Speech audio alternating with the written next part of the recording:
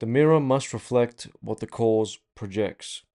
Okay? Plain and simple. You can end the video there. But if you want to understand why and how the mirror must reflect what the cause projects, then this video will help you.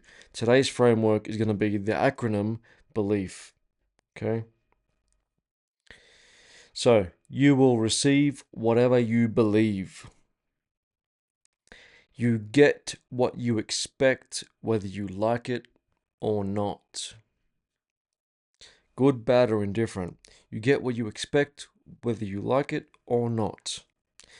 You will receive whatever you believe. You are the greatest manifester in your entire world, and you just don't remember that you are.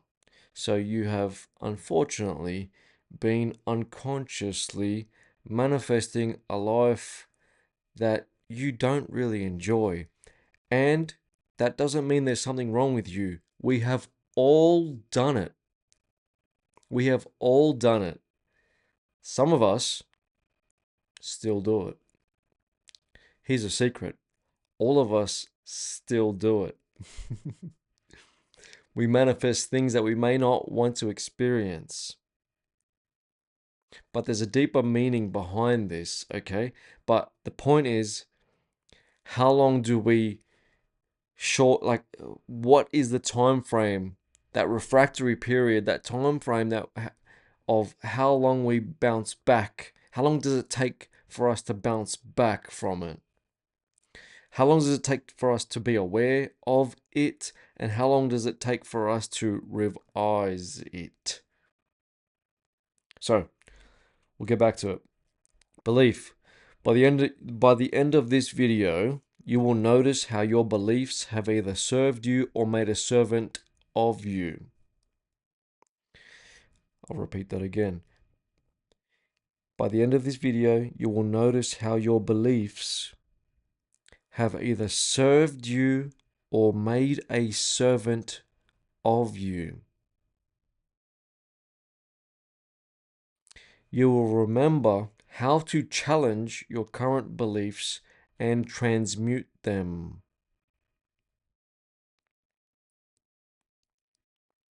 So the acronym BELIEF is become aware, examine, let go, install, embody, and faith. So let's dive in. Number one, become aware of your current beliefs. Okay, just take inventory of your life. What do you believe of yourself right now? What do you believe of your world right now? What do you believe of your mother-in-law right now? What do you believe of your government right now? Your country, your parents, your partner, your boss, your employees? What do you believe of your current reality right now? What if life has never happened to you, but through you and for you?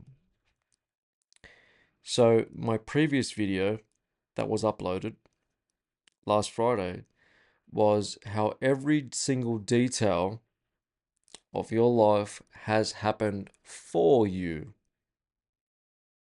not to you. So, let's continue. Every detail has only mirrored your beliefs. So, every detail of your life has only mirrored your beliefs. So, again, about what you believe about these nouns in your life, persons, places, and things, people, places, and things, what you believe about them, the stories you attach to them, the identities you hold them hostage as. Every detail of your experience has only mirrored your beliefs. So if you, for example, have a car that you think is unreliable, that car will be unreliable because you believe in that car. And I'm not saying you're wrong. You're right in every single way and direction of your life. Good, bad, or indifferent. You get what you expect and you receive what you believe. And that's a wonderful thing because that means that you can just change direction and pick a different path to go down. You're the operant power. You are steering this car. You are navigating this boat, Noah's Ark. You are navigating this ark. This is the ark. Okay? It wasn't some man 4,000 years ago in a literal flood. The floods are the facts of life. And if you allow these facts of life to enter your ark, you will then be overcome by them and drown in them. Those facts of life are full everywhere. Our lives are full of these facts of life everywhere. Just open up your phone, open up the internet, open up any social media. Everyone has another fact of you. These are another fact for you to share with you. They're a stone of reality, so another stone to throw at you. Nah, but this. Nah, but that. Yeah, but this. Yeah, but that. If you say so. They are the direct result of what you have once thought and felt. Every detail of your life goes back to the beliefs that I just mentioned. This is why you experience your current life. So, the book that you see right there, Experience It Twice, is what I'm talking about here. This is why you experience your current life, because you once experienced it in here. So, that entire book is about I must experience my desires in here before I experience my desires out here. So, very simple example. If I want a child out here, I must have a child in here first. So, I've had the child in here first before I can have the child out here second. Experience it twice. Joe Dispenza has many testimonials on his website and on YouTube about women and infertility issues and blah blah blah, and that could all be dissolved without a week-long retreat, without a meditation for 4 hours, without all this stuff. It's helped them, it's changed their lives, amazing, but I'm just saying that it has to be simple. Keep it simple, stupid. Keep it stupid, simple. KISS. But that's not what this video is about. So, just before I get off that train of thought, if they had experienced having a child in here first, they would have experienced having a child out here second, which they eventually did. Okay? They had to go through their own journey, overcome all these obstacles, remove any doubters from their life, blah, blah, blah, blah, blah, blah, all this stuff. Okay? So they eventually got to that point. But what I'm saying is if that is the end result, experiencing it once here to experience it a second time out here, you didn't need 3 years worth of meditation morning, noon, and night. You didn't need to get up at 4 o'clock in the morning before your children woke up. Do you see what I'm saying? You didn't need to set a time aside to meditate 3 hours before bed. Sorry, guys. Not sorry. The truth is the truth. And the truth is simple. And it's so simple that we deny it because of its simplicity. So you're saying that I can receive whatever I believe and I can have whatever I deserve, whatever I have experienced in here once I can have out it. Yes, you've already done it. You take inventory of your life. You have already been doing it. You experienced brushing your teeth this morning in here before you experienced brushing your teeth this morning out here. The inner man and the outer man. Father and son. It's a wonderful thing. You have been doing this your entire life. So When you experienced arguing with your partner in here, you then experience arguing with your partner out here. You experienced getting a promotion in here before you experienced getting a promotion out here.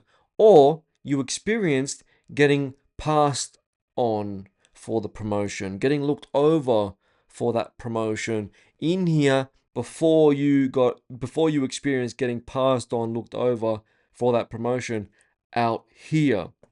You experienced cheating on your partner in here before you experienced cheating on your partner out here. You experienced being cheated on by your partner in here before you experience being cheated on from your partner out here.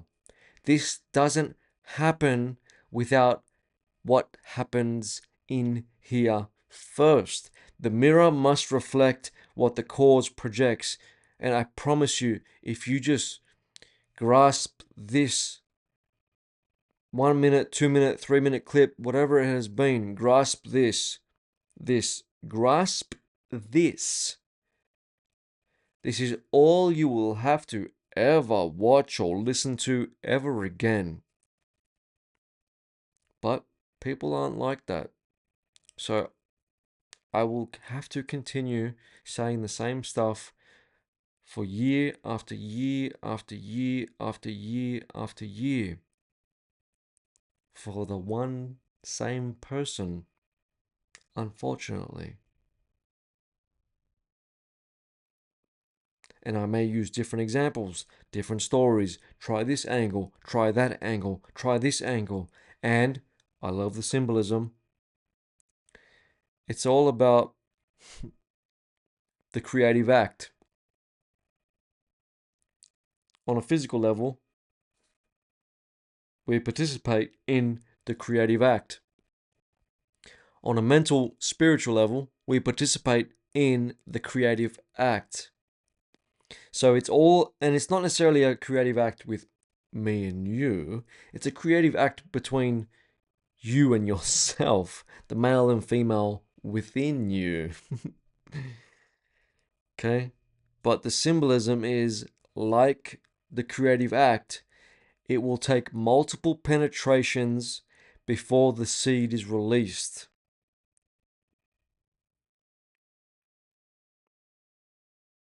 I'm not trying to make you uncomfortable.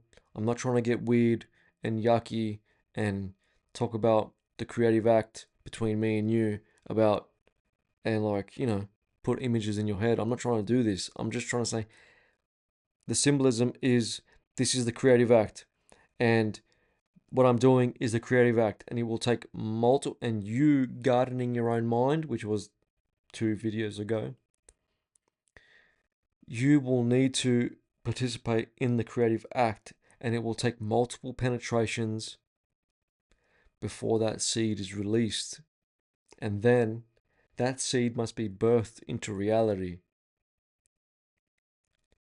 But I experienced the tomato in here before I experienced the tomato out here.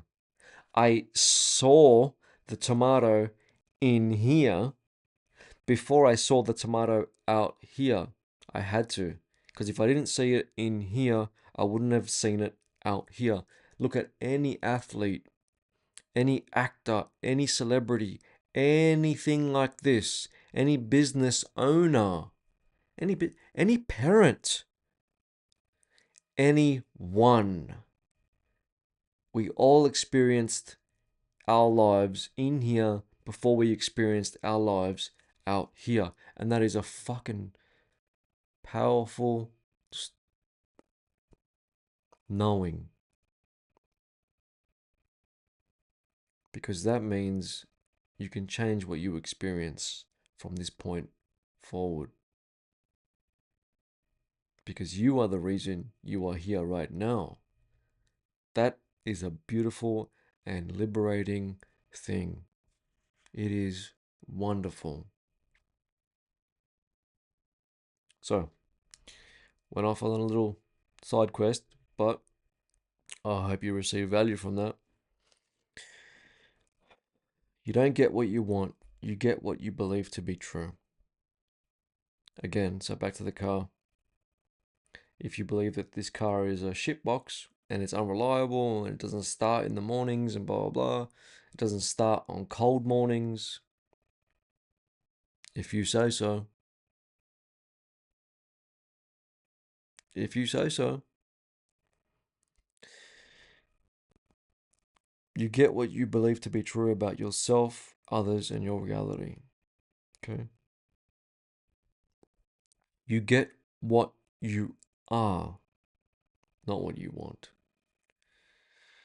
But truly, you get where you are. Now, we're going to get to it in very, very shortly, okay? But what I'm trying to say is by you get what you are, but truly you get where you are, because what you are is God. If that makes you uncomfortable, you can call it whatever you want. Universe, source, the serpent, Allah, Buddha, I don't care. Consciousness, it doesn't matter. It's just a word, and I'm just making a sound. It doesn't mean anything, okay? I'm just making sounds. So it doesn't matter what word you want to pick. There's no point in arguing about the sounds that I'm choosing, okay? So don't come in the comment sections and tell me that I'm using the wrong sound, as people have done before. But anyway, let's move forward. So you don't get what you are, but you are God. I mean, you get what you are. You are God. It's all right, right? But truly, you get where you are. So if God is dwelling in a state, a dwelling that is a building that implies that you are broke and miserable, depressed, then you will receive what you believe. You're getting where you are, because where you are in that state, in that dwelling place, which is really, we're just talking about in here, where are you dwelling? That's where you are. So that's where you see your world from. So that's why you're looking out those windows of that dwelling place. So, for example, let's say that's on Broke Street, and you're looking out of the windows of this depression house on Broke Street. Okay? So you got the little sign at the front next to your front door, says depression. And you know how people do that, where like they name their little homes. It's cute, whatever. But this one's called Depression, and you live on Broke Street, and you're looking outside the window. That's where you see your world from. So again, the mirror must reflect what the cause projects. So if that's where you see your world from, because that's the mirror, I mean, that's the windows you're looking out of. The windows you're looking out of. Then that's why you get where you are. John 14:2-3. In my Father's house are many mansions. If it were not so, I would have told you. I go to prepare a place for you. And if I go and prepare a place for you, I will come again and receive you unto myself, that where I am, there ye may be also. That where I am, there ye may be also. Wherever I am, he is. Because why would I call myself, why would I call another? If I say I am I speaking about myself or another? If I say I am I speaking about you? Am I speaking about anyone outside of me? No, I am. So wherever I am, he is. And I am that I am. So wherever I am, he, imagination, is. Physical states. just before I move on, these many mansions are the dwelling places.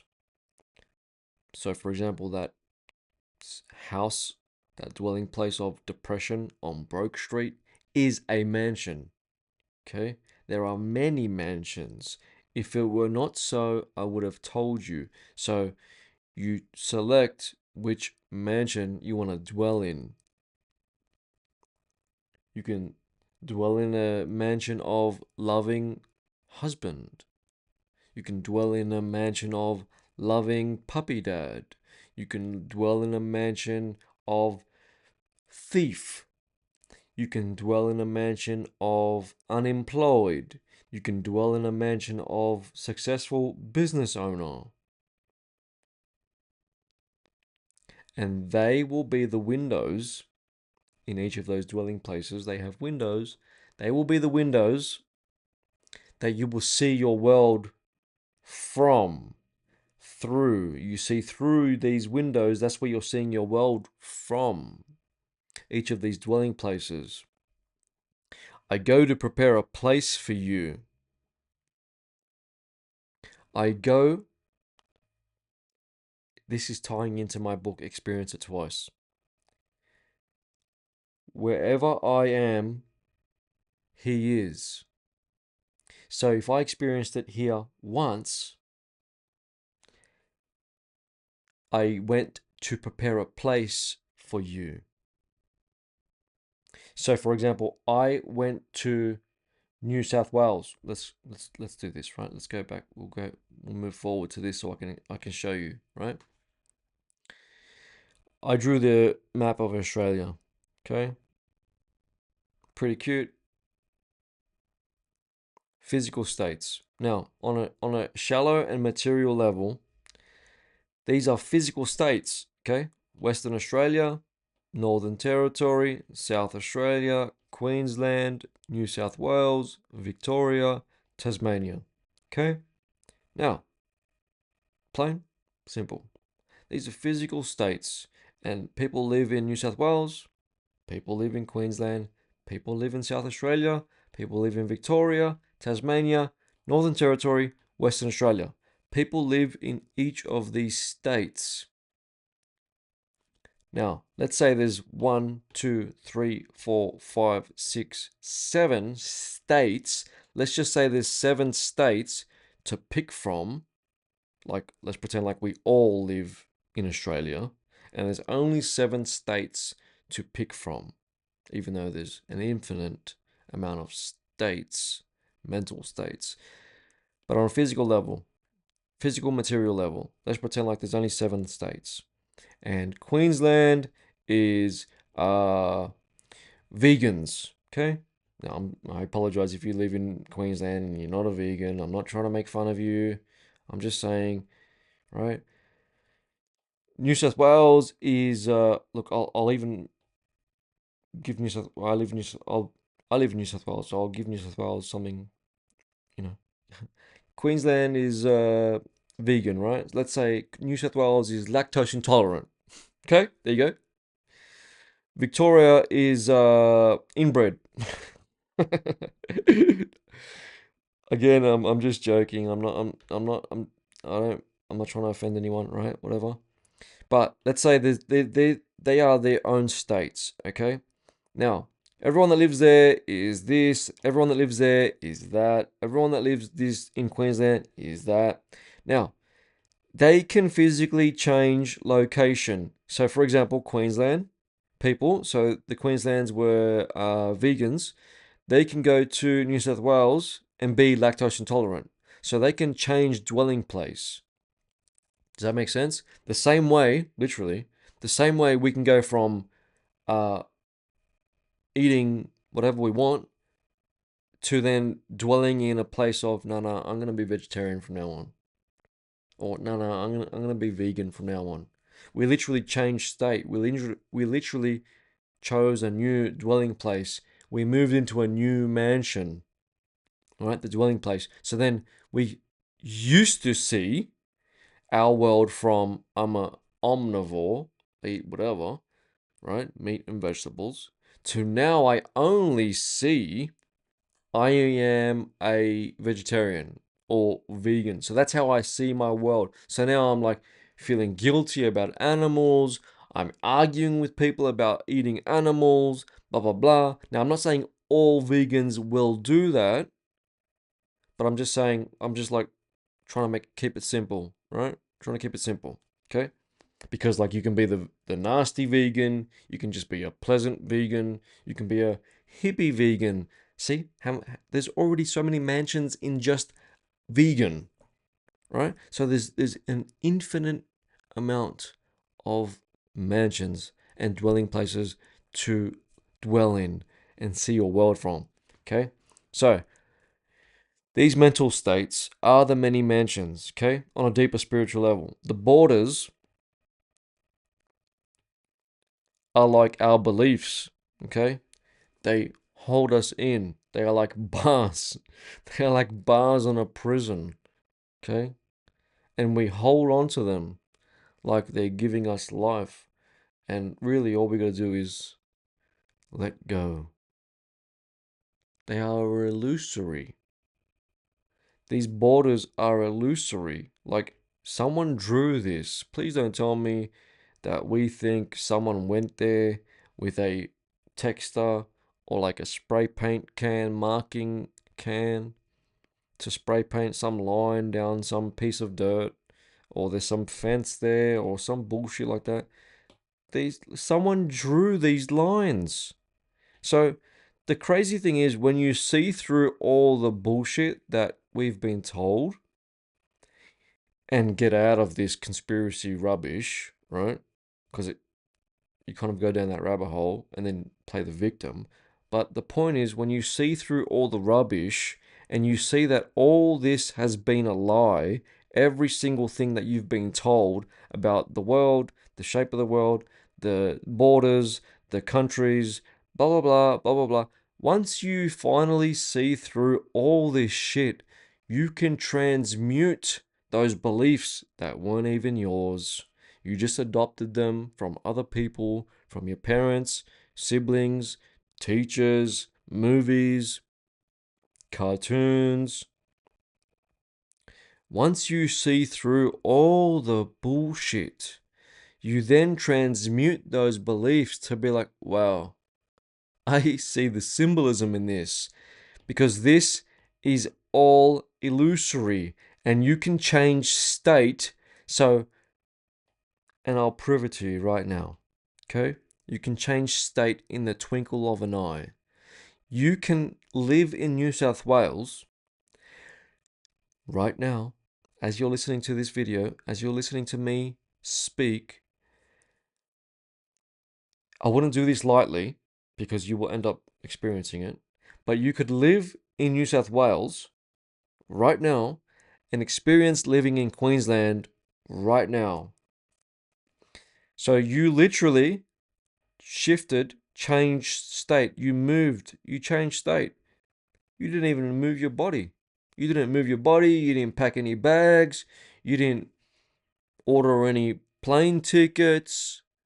You didn't tell your mum you're going overseas or going to Queensland or whatever you're doing or crossing a border. You didn't tell no government, no crazy ex, no police about, well, you know what I'm saying? You don't need a passport. You literally lived in New South Wales right now and you experienced living in and being in Queensland right now. Maybe you just experienced being in Queensland. Maybe you experienced living in Queensland. Big difference. Don't use this lightly, because if you experience it in here, you must experience it out here. Use it only for good. Use it lovingly. There's a golden rule. I don't remember if I wrote it in here, but the golden rule is do unto others as you would have done unto yourself. And I think that is from Luke in the Bible. I may or may not have written it in here. But the point is, your mental seal. So I wrote our mental seal because I read a book called Our Mental Seal, What We Think and How We Feel, is shaped and molded. So this country or world, the picture on our mental seal is a snow globe. So again, when I tell you to see through all this bullshit that you've been told, it's like a light bulb. It's a womb. You're in the womb right now. The baby does not live outside the womb. You're in the womb right now. You're in Mother Earth right now. When you see through all this nonsense, this has nothing to do with conspiracies. This has nothing to do with being angry at the world and government and blah, blah, blah. When you see through all this nonsense, you can then use it to your advantage and see the symbolism and how the symbolism benefits you. It's not about arguing with people about the shape. It's not about arguing with people about some conspiracy or some story. It's about you and transmuting you and loving you and being more authentic to you and saving you. Because you are Jesus.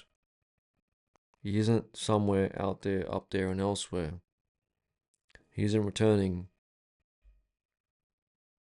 He is already here. It's you. You are your own savior. No one's coming to save you. It's you. I can only reflect what you already intuitively know. And then you must turn that water into wine and drink a little wine for your stomach's sake.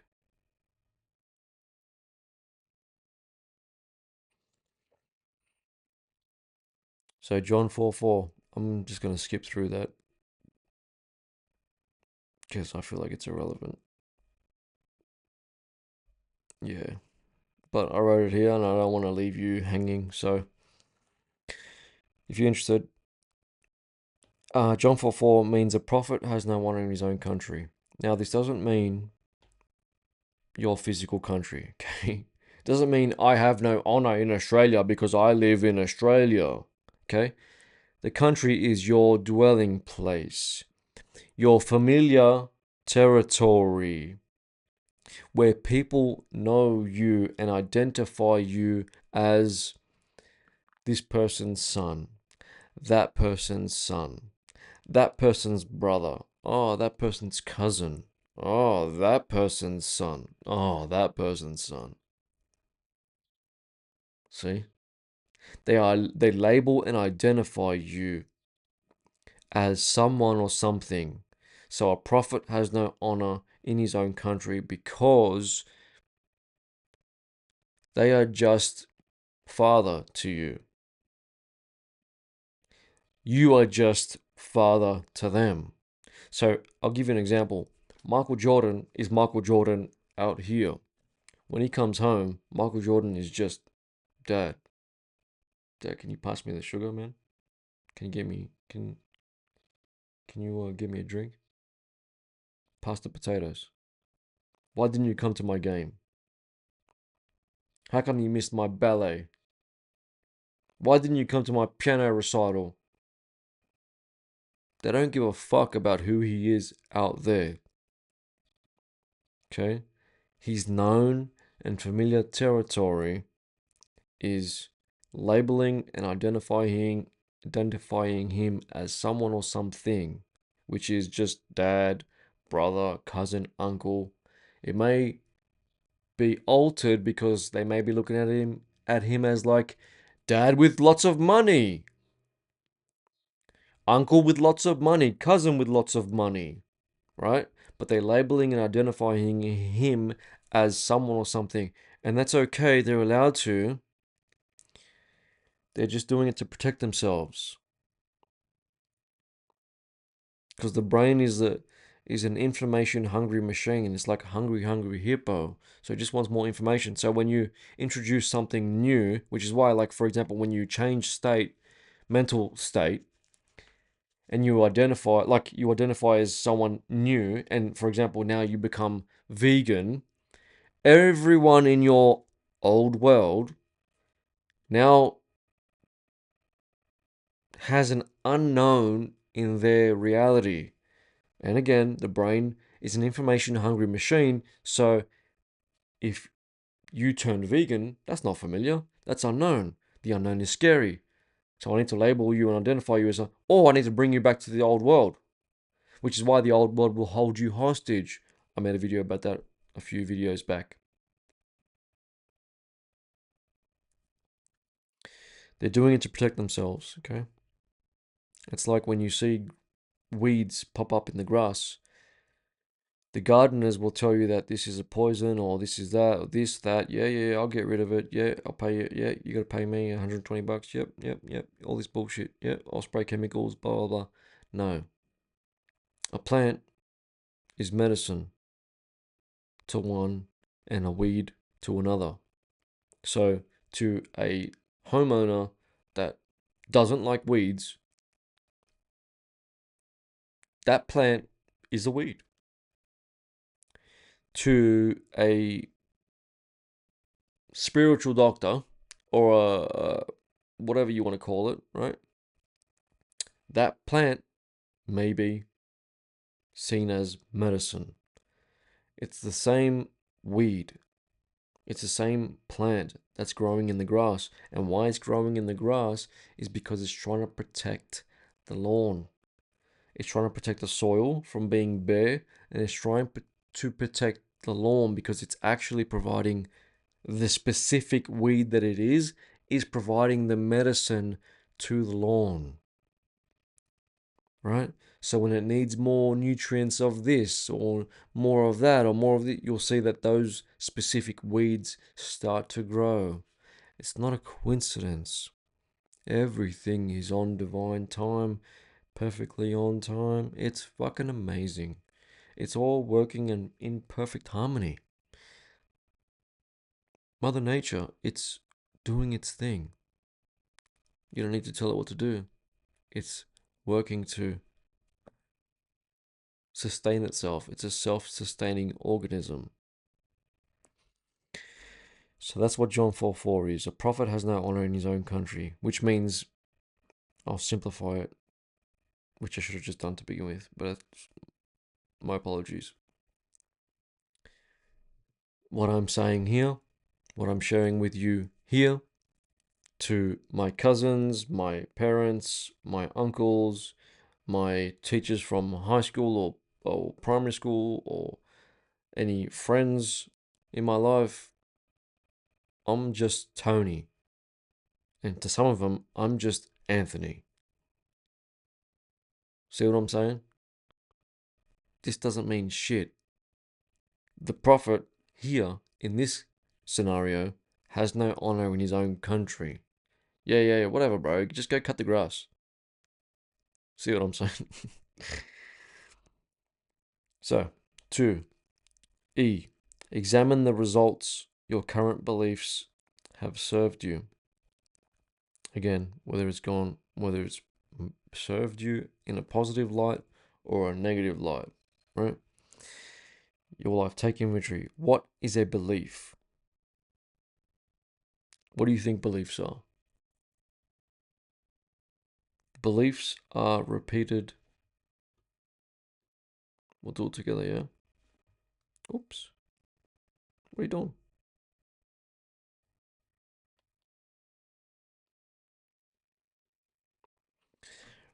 Beliefs are repeated thoughts hardened into. What do you think the answer is?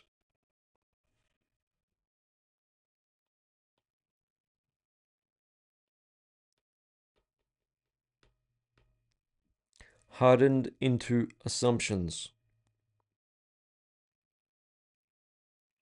forming a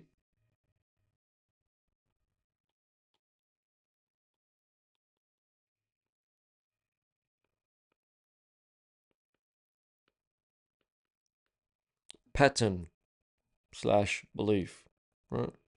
So what is a belief? Repeated thoughts hardened into assumptions, forming a pattern belief, and eventually hardwiring a. What do you think the answer is?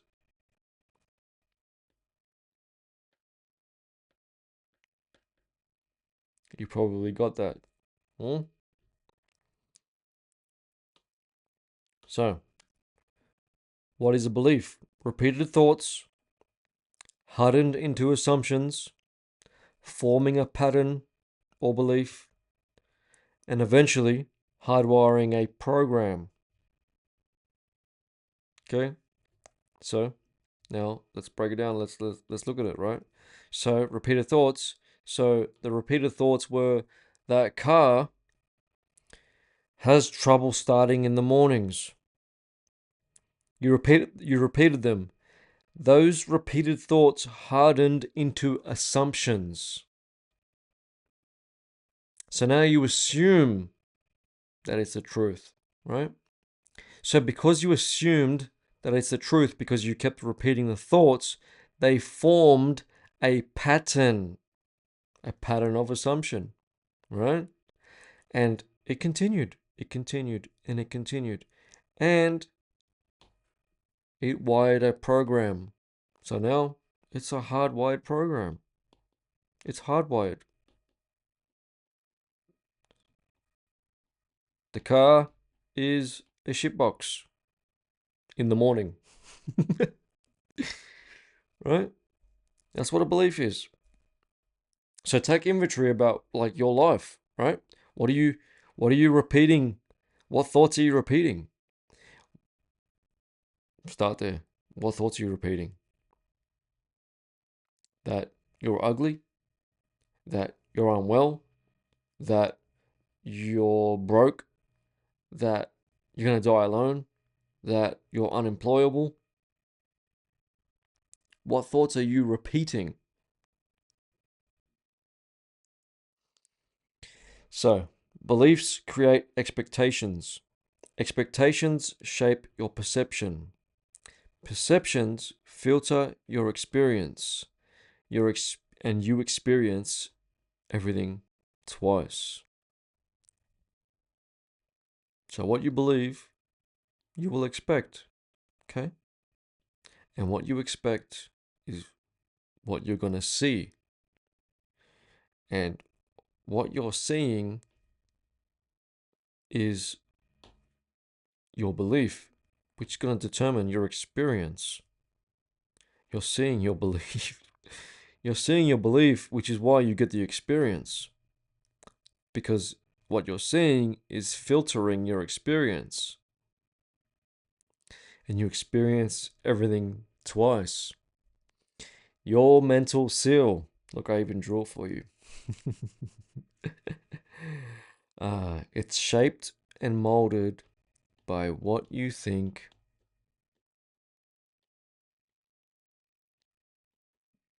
and how you feel. You experience it then twice, and then it's birthed into your reality. The good news is the belief, for example, is I'm lucky or I'm cursed. So, and you can pick and choose which one you want to believe in. Expectation, and it's not reduced just to down to like I'm lucky and I'm cursed. It could be like I'm attractive, I'm ugly, whatever the fuck it is, right? I have a very successful business, or I struggle to make money, whatever it is, and you get your the upper power. So you select which house you want to dwell in. So expectation, the emotional stance you hold toward life. So this is going to change the emotional stance. So if you believe in I'm lucky, if that's the belief, the expectation is going to change because that you're going to how you see your world is going to change, right? Because you're seeing through the windows of I'm lucky. If you're seeing through the windows of I'm cursed, your emotional stance toward life will change and obviously, what's the word I'm looking for? Confirm that. Okay? That wasn't the word I'm looking for, but doesn't matter. It'll come to me. So the experience is the emotional stance you hold toward life. I mean, the expectation. Okay? Then the experience. So reality reflects. Okay? The people, opportunity, results, whatever. The mirror must reflect what the cause projects. You get what you expect. So if you expect rejection, you walk into the room prepared for it. And prepared, let's look at this word, prepared with rejection. So you prepared with rejection, like with Bluetooth, right? You paired with the Bluetooth with rejection. Through Bluetooth, you paired with rejection. So look what I drew here. This is a tree, and you got two people here, and this is Reggie and rejection. And they're sitting in the tree. Kissing. First comes love, then comes marriage. Reggie and rejection sitting in a tree. Yeah? Because you prepared with rejection, because you expected rejection, and you walked into the room prepared for it. So the story that I'm going to share with you is what I continue from my book. What I continue, mental health, which is crossed out because the subtitle is the real title. So mental health, what I continue to think and feel. All right. So page 36. All right.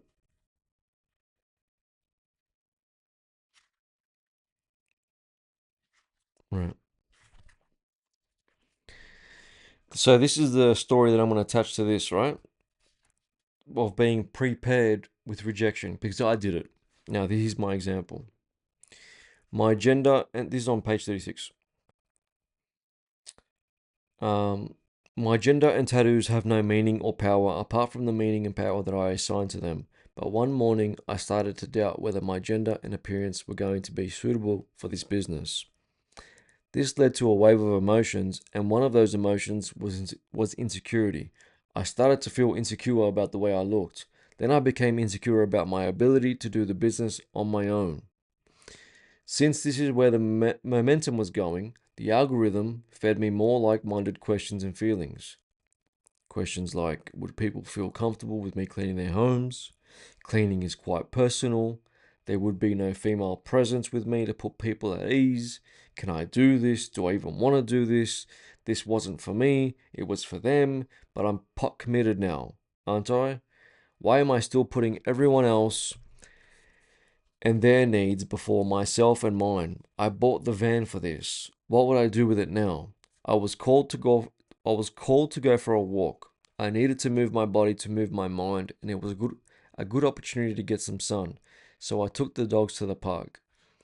I hadn't taken them to the dog park in months, which is another story, but luckily it was the middle of the day and I was the only one there. Shortly thereafter, a lady arrived with her dog.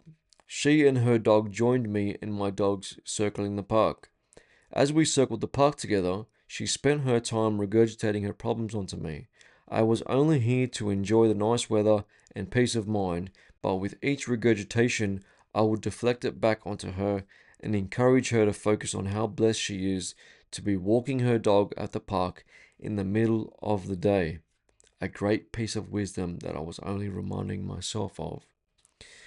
This forced her to look inward instead of complaining outward, so to avoid discomfort and accountability, she turned her attention onto me, wondered why I was at the park during the day, and asked me what I do for work.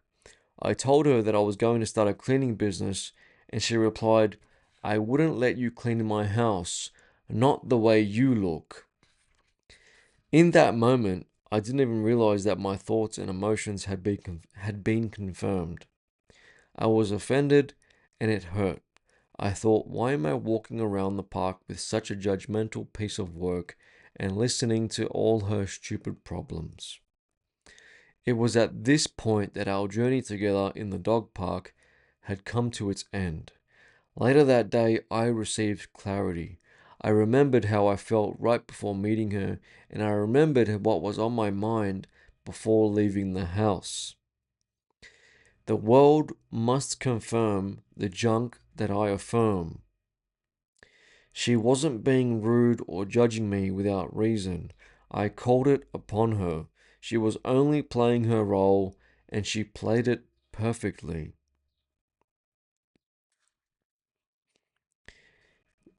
So, just a little bit of context. This specific book is written as a conversation between the inner man and the outer man.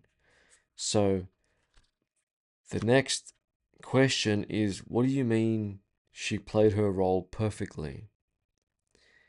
And the inner man said, the mirror must reflect what the cause projects. So, just to recap, I left, and give you a little bit more context, I was going to start a cleaning business with my family, with the women in my family, and everything, the story's in there in detail. But everything went smooth, and then it didn't because things changed. And then that's when I started to question whether I was able to do it myself or whether I was confident doing it myself. No female presence, blah, blah. I started getting insecure about my gender, how I look, tattoos.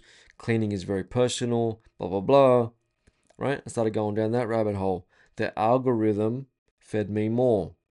Like YouTube, whatever you consume, it's just going to give you more of it. Like in any social media app, because the mirror must reflect what the course projects. So, what I'm trying to say with that is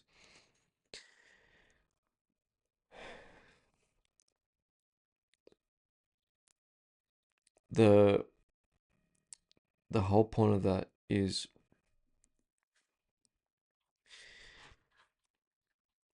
I left my house feeling insecure about all those things. And I went to the dog park, and a woman had to reflect what the cause projected. So, because I left my house feeling insecure about my gender, my tattoos, whatever, the industry, there's no female presence going to be with me anymore if I continue. That's why the mirror must reflect what the cause projects, which is why that woman had to confirm the junk that I affirmed about, yeah, I wouldn't let you in my house, not the way you look. In the moment, I was like, what a bitch. Later that day, I was like, oh my God. I left my house thinking that. And the mirror must reflect what the cause projects. And we do this all the time. Sometimes you feel attractive and you leave your home and you get confirmation that you're attractive because the mirror must reflect what the cause projects. Sometimes you leave your home feeling insecure about the way you look, like I did, and the mirror must reflect what the cause projects. However, it happens, none of my business. I don't know. It's out of my hands. He has ways I know not of. But that's what prepared means. So obviously, I prepared myself with rejection and insecurity in that story and in that moment. If I had prepared myself with confidence and prosperity and success, the mirror must reflect what the course projects. And I would have met someone that confirmed what I had affirmed, good, bad, or indifferent. So let's now change the direction, change the focus, into a life that we actually want to experience. I wanted to experience this, doing this for you. So I experienced this in here before I experienced this out here. This has been a manifestation. This video itself has been a manifestation. This document has been a manifestation. The tablet, the Apple Pencil, the videos I've already uploaded, my channel, my tattoos, my hat, the logo on my hat, the company on my hat, the books that I've written, all 15 other books, because there's 16 in total. They have all been manifested. I am light manifested. I won't get into it here. I spoke about it in the last video. I speak about it all the time, but that's okay. I've already gone through enough side quests. So number 3, let go of limiting stories and beliefs. You don't attract what you want. Again, I'm repeating what I said before, pretty much, right? You don't get what you want, you get where you are.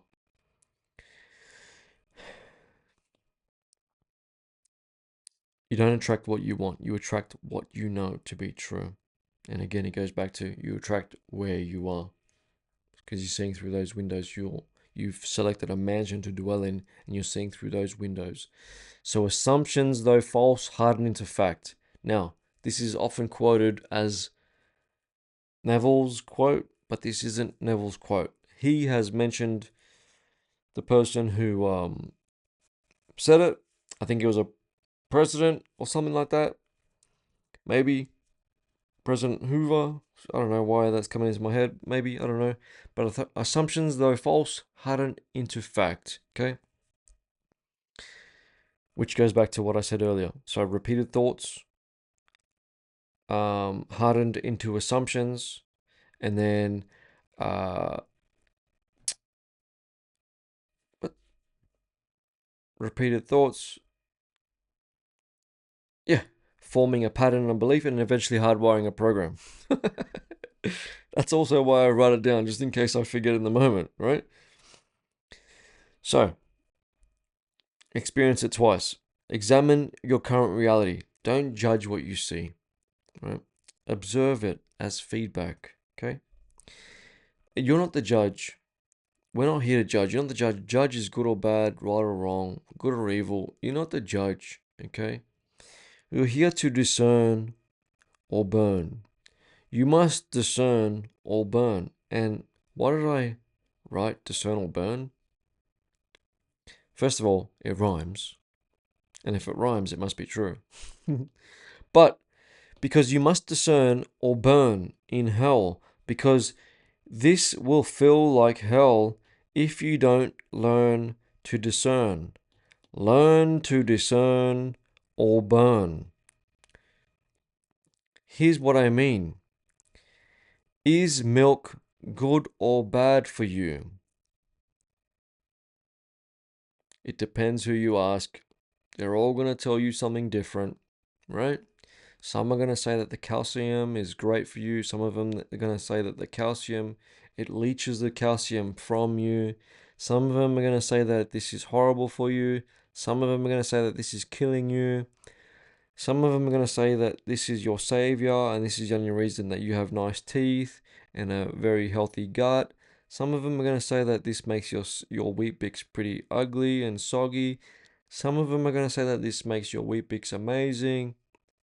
Everyone will have a different fucking story. Everyone will have a different answer. Everyone will have a different opinion. I wrote a book called Mental Food Poisoning, the result of a poor mental diet. Repeated thoughts. It's mental food poisoning because it's a mental diet that everyone has a different opinion, and they're all trying to sell you their ebook to tell you why their opinion is the best. So, discernment, if you don't already know, is appropriate. Yeah, I'll write it properly.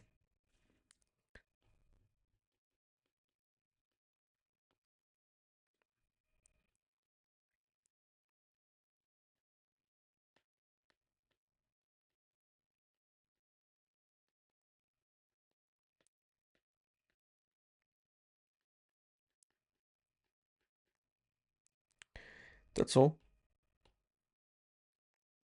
That's what discernment is. Appropriate or inappropriate for you in the moment. Milk. Okay? Now, for someone, milk in the morning is appropriate. For someone else, milk in the morning is inappropriate. For someone, milk during the day is appropriate.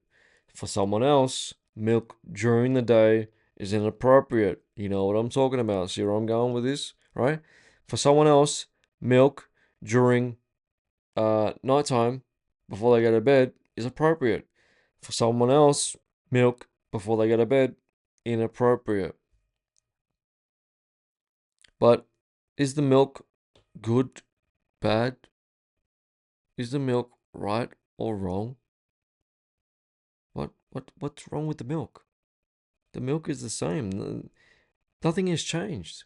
The milk hasn't changed. I haven't done anything to milk. It's just still the same bottle. But someone's getting sick from it. Someone's getting a rash from it. Someone's getting a sore stomach from it. Someone's getting nice skin from it. Someone's getting really nice white teeth from it. Someone's enjoying it with their fucking cookies.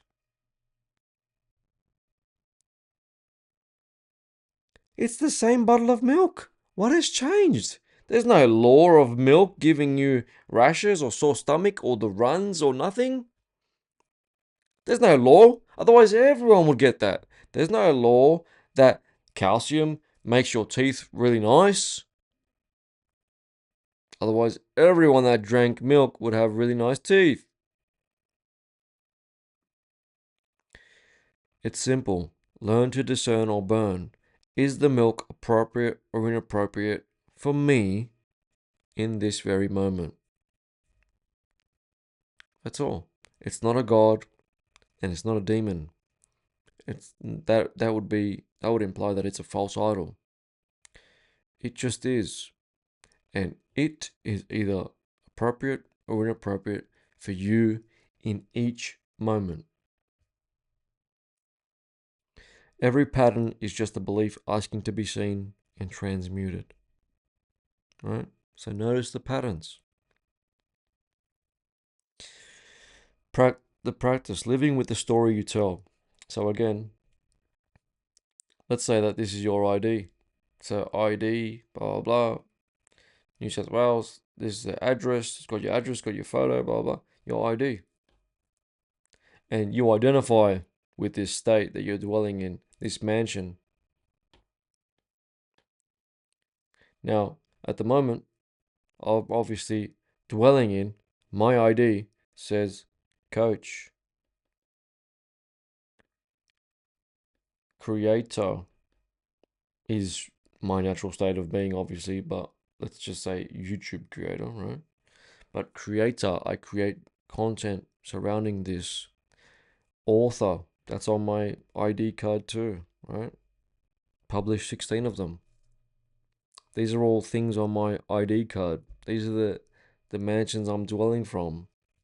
These are this is my state, the ID, right? And then everyone identifies you as that person. Then you have to.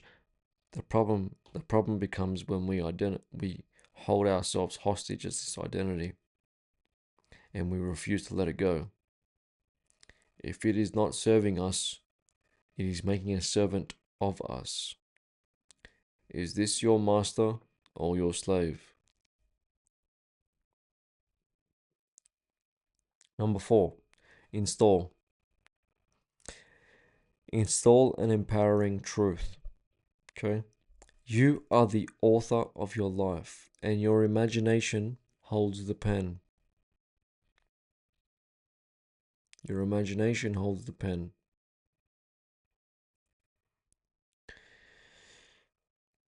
So that was said. This is a quote from some wise guy, and the wise guy is me. Your current experience is the direct result of what you once wrote with the pen, right? That your imagination wrote because you once experienced it in here, which is now you're currently experiencing it out here. That's why you are the author of your life and your imagination holds the pen.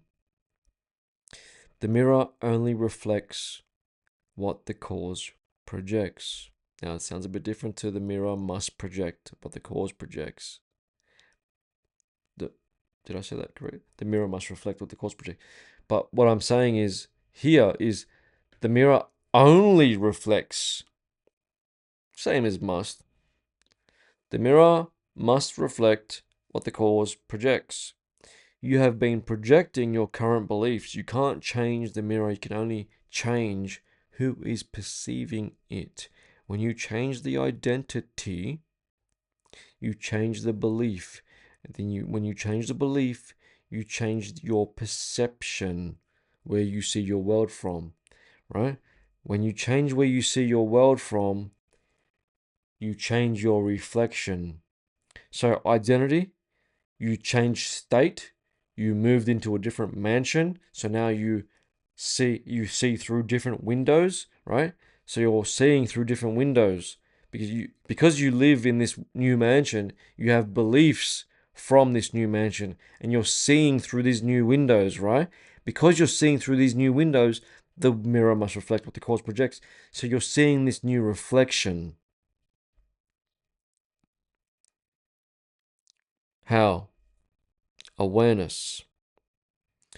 Consciously take inventory of your current identity. So the how is change who is perceiving it. This is what the how is referring to. It's asking, how do I change it? Right? How do I change state? How do I dwell in a new mansion? Right? So consciously take inventory of your current identity and belief system by observing your current reality. Identify. Who am I? Who am I right now? Who do you say that I am? Who would I like to be? What state am I dwelling in? So think about your current world. It's reflecting what you have been projecting. So does your current world reflect illness or health?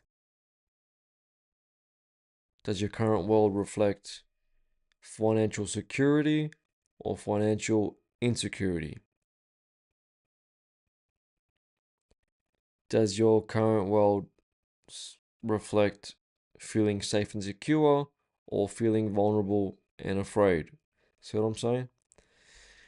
So once you have identified that, and so write it down, obviously. So it'll help if you write it down, so you can see what you're actually doing, and you can see what you have been projecting, and you can take your time, and then you can like see it on a piece of paper, and you can detach from it. So for example, if it's I've been living in a state of being broke or being unfaithful or being whatever. Well, is it you? It's on a piece of paper. So obviously that's not who you are. So you don't need to continue being that person. You don't need to hold yourself hostage as that person. Revise. Revise what no longer serves you by changing that identity. Feel it real. Practice feeling what it would be like if it were true. What I mean by that is, what would your reaction to your world be? So if you saw your world through business owner,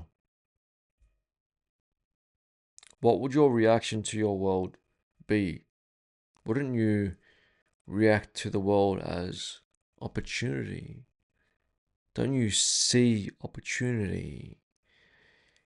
Clients, customers, way to serve people better, way to make a better product or service, right?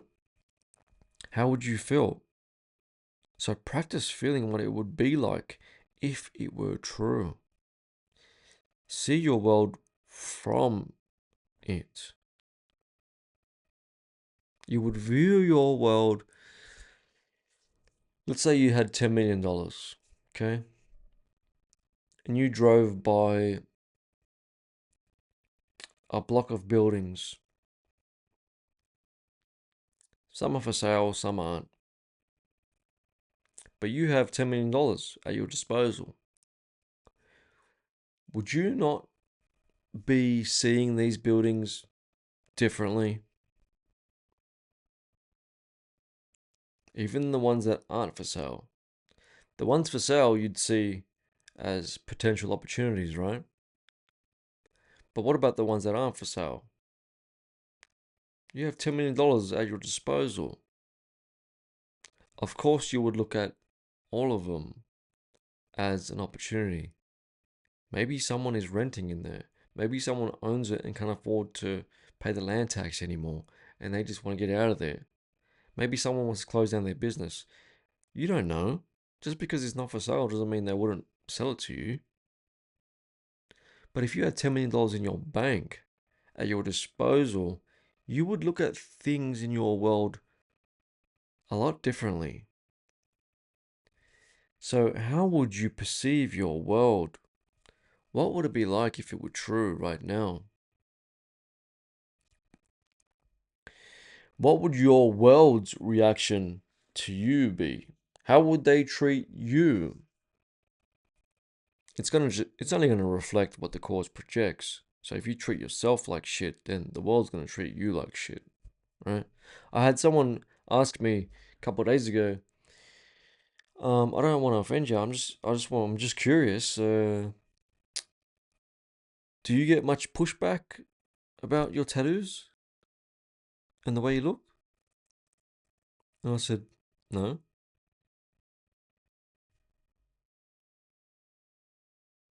I don't even remember when the last time I did was. Probably that story. That story that I just shared with you about being at the dog park. And he goes, oh, okay, because there's a couple of technicians that work for me that they got a couple of tattoos and piercings and whatever, and some people have complained about them, the way they look, and they've judged them and whatever. And I said, man, on a shallow level, that's fine, but on a deeper level, they're only being judged and condemned because they're judging and condemning themselves. They are judging themselves and the way they look. They are judging themselves for having tattoos and piercings and being extremely overweight or not having very nice teeth or whatever it is. Which is why the mirror must reflect what the cause projects. So, do I get any objection about my tattoos? Piercings? No. And I've been to women's homes, women who live on their own, older women who could be afraid, and they treated me like their son. Why? Because I treat them like a mother, grandmother, like how I would want someone to treat my mother or grandmother if they had to do work at their house. There's no conversation about the tattoos. There's not even a thought about the tattoos. Not even a crooked eye because of the tattoos or You see what I'm saying? If I was like, oh no, what are they gonna think about me because of my tattoos and piercings? Are they gonna be worried? Are they gonna be scared? Then the same thing would occur as what occurred at the dog park with this woman The mirror must reflect what the cause projects. So I've already told you the example. I've given you another example actually, but the old belief. Here's an example, right? I just shared with you a story, another example, but here's an example, right? An old belief is I thought before, because it happened a couple times before this incident, right? Because I was unconscious to it. I wasn't aware of it. I had no idea that I was doing this, and the mirror must reflect what the cause projects. I had no idea. In a sense, I was a victim to my external world. I thought I was just some fucking puppet to the old world, like to the external world, the material. I thought, uh, it, it, it is my master, and I just must flow with this, try and do my best, be a good little boy, good little soldier. No, but I'm the potter. I shape and mold this reality. Potter in the scripture is the Hebrew word for imagination, which is a wonderful thing. I won't get into that, but that's okay. So, for example, the old belief was I thought people were judging me because of my physical appearance, the shaved head, tattoos, skin color, job, cars and bikes, right? The new belief is that shit is all untrue. Only the judged are judged. If I judge myself, the mirror must reflect. So, why I wrote this here, repent, because this doesn't mean that I must get on my knees and or go to some place of worship and confess my sins.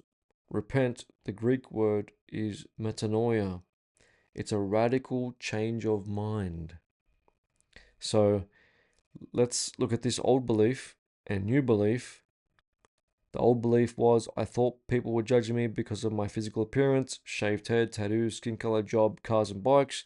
The new belief is all that shit's untrue. Only the judge are judged. Only the judged are judged.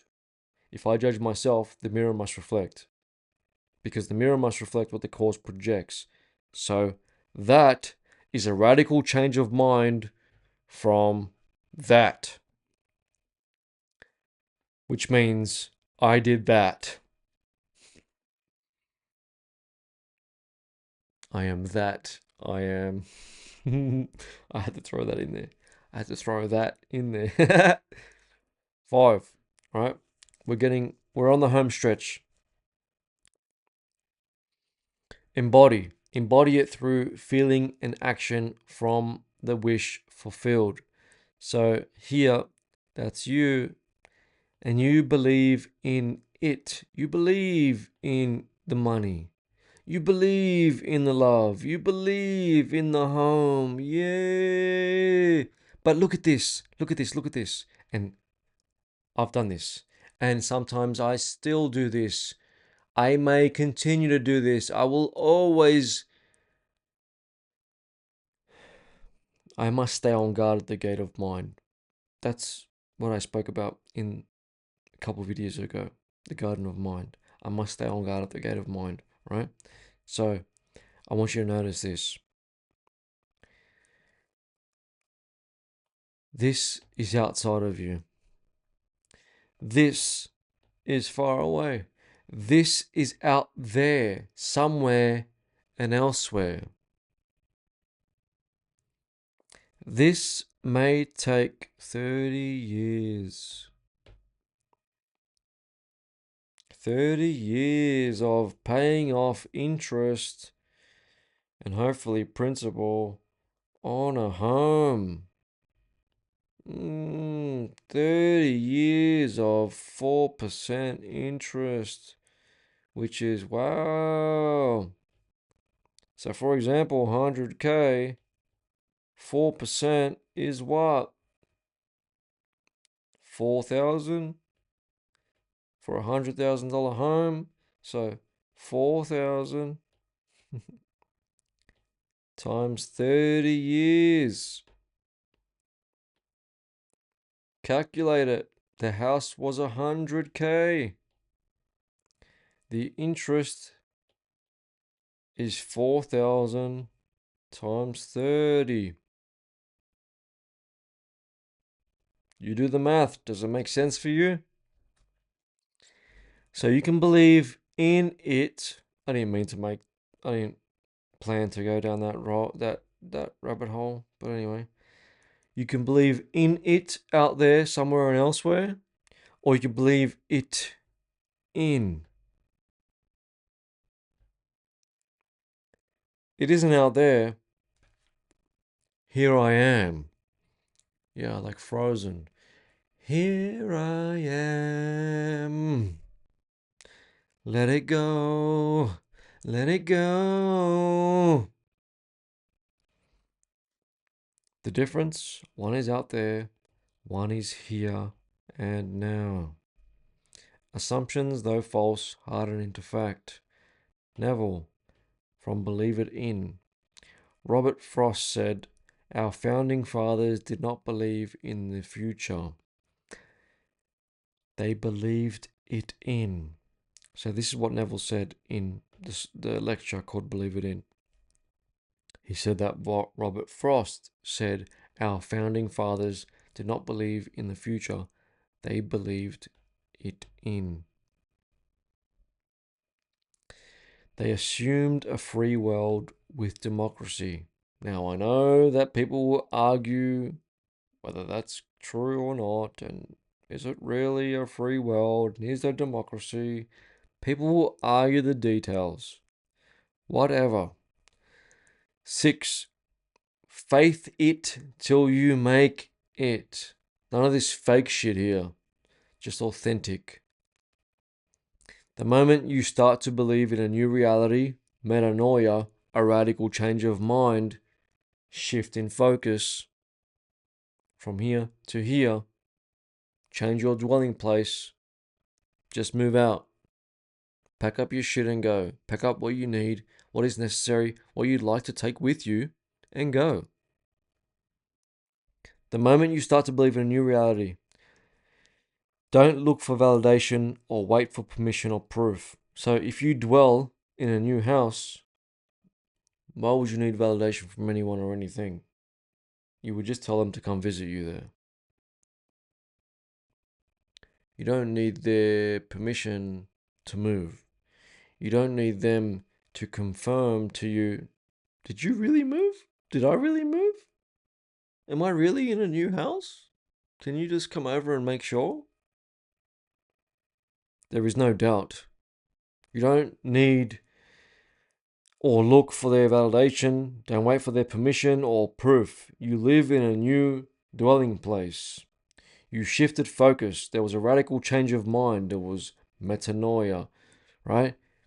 Which means you become it. You embody it. And now you just invite who you want to share your time with. You invite them to this new dwelling place. This is where I am. Do you want to come over or not?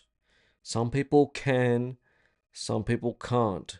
Some people will, some people won't. So what?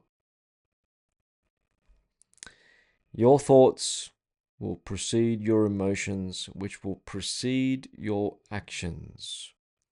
And they must be in alignment with the belief, and the mirror must reflect what the cause projects. If you experienced it once in your mind, it must be birthed into your reality. There are no maybe babies. You're either pregnant or you're not. Spoke about this in the beginning, yeah? Just watering the seed a little bit more, okay? There are no maybe babies. You're either pregnant or you're not. That's it. If she's pregnant, what else can I do? I can't check. Are you still in there? Are you still in there? I can't check. Are you still in there? Buddy! Hey! Hello! You still in there? Can you hear me? Buddy! She's either pregnant or she's not. Okay, there are no maybe babies. So, when it's in terms of that metanoia, that radical change of mind, that new dwelling place, there are no maybe babies. You either live there or you don't. You're not visiting. You either live there or you don't. This isn't a fucking Airbnb. You live there or you don't.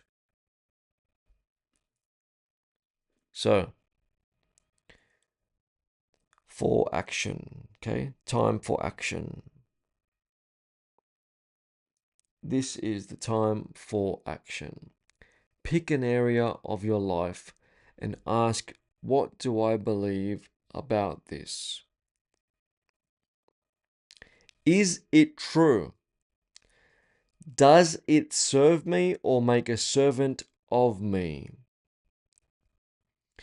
Replace it with a belief that serves you, if you need to, and is expansive. Hold it as if it were already true. If this was a child, you would experience holding your child before you experienced holding your child. Experience it twice. So, experience it as if it was already true for a week just to see what happens. Just do this for a week. Alright? Just to see what happens. Now, our mental seal, mental food poisoning, a mental virus, mental health, experience it twice, and the fertile mind. These are all books. Actually, they all tie into each other, to be honest. But these are all books that will relate to everything I've spoken about today. There's a link in the description and in the comments. Okay. The free gift is The Fertile Mind, the first seed. You can download the first chapter for free. The ebook, you can download that chapter for free. Okay. It's just an appetizer. It's just short and simple. Now, if you'd like to work with me, there will be a link in the description and in the comments. It's a jot form. Okay? Fill in the details and I'll get back to you. Now, if you got value from this, please give me some love, give me some comments, share your wins with me, share your losses with me and what you learnt from them. They're not losses. The L's are for learning. The L's aren't losses. The L's are learning. All right? And in case it wasn't obvious, this is a Subway sandwich because I want you to subscribe. Subscribe to the truth. Doesn't matter if you subscribe to the channel. I don't care about the numbers. I want people to get value.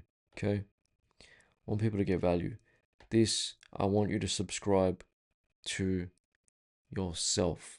Loving yourself. Being your own savior.